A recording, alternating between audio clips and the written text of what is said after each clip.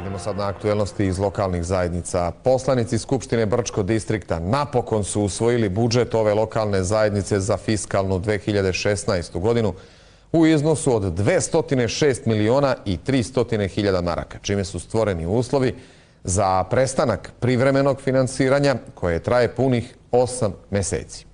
Opozicija je sa izuzetkom jednog nezavisnog poslanika pre izjašnjavanja napustila zasedanje.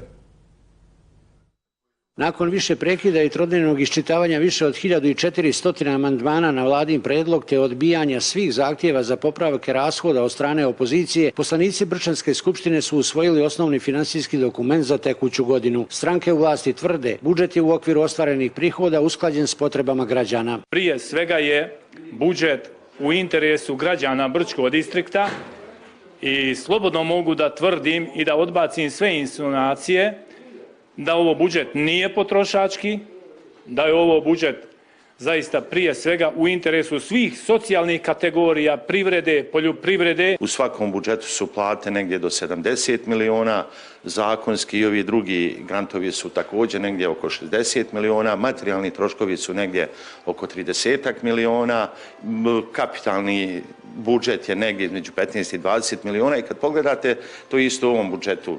Izuzev nezavisnog poslanika Adnana Drapića, koji se izjasnio protiv, opozicija je prije glasanja napustila zasjedanje uz ocjenu da je raspodjela nešto više od 206 miliona rasipništvo u funkciji kupovine glasača. Mislim da je budžet koji je usvojen u ovakvom datumu, prije svega u toku izborne kampanje, na način i sa amandmanima koji su bili u budžetu, koji u sebi zaista imaju elemente od nekakvih koruptivnih radnji, zatim kupovine izbora, davanja grantova koji imaju elemente rasipništva, do onih koji su imali zaista nekakve zaista odlične potrebe. Budžet je, iako to poslovnik nalaže, usvojen bez prisustva dovoljnog broja poslanika hrvatskog naroda. Naime, 2 poslanika HSS-a su od početka rasprave odsutna, a većina je prije odlučivanja odbacila njihovo opravdanje. Zašto HSS i njihova 2 poslanika nisu poslušali ni supervizora, a nisu ni bili u interesu svojih građana? Meni je žao, zaista izražavam žaljenje, ali evo i pored toga mi smo usvojili budžet.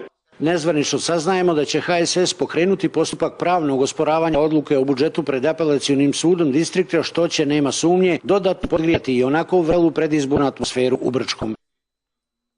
Bez obzira na predizbornu kampanju, institucije gradske uprave u Bijeljini funkcionišu i u službi su naroda. Istakao je na današnjoj pres konferenciji gradonačelnik